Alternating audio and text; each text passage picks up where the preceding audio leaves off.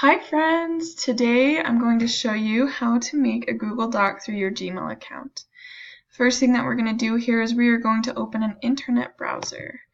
So let's click on this one here. We'll go to Google Chrome.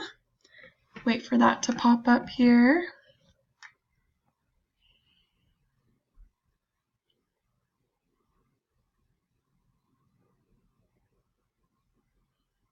First thing that we're going to do is we're going to go to Gmail.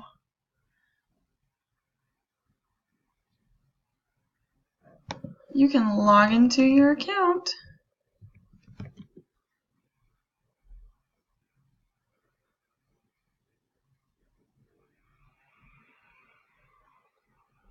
You're going to come over here and click this on your Google Apps.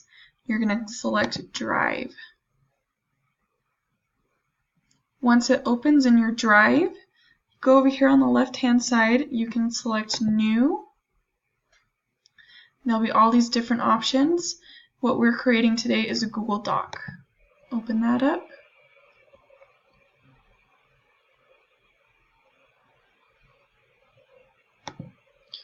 Okay, and then we have a fresh page for our Google Doc.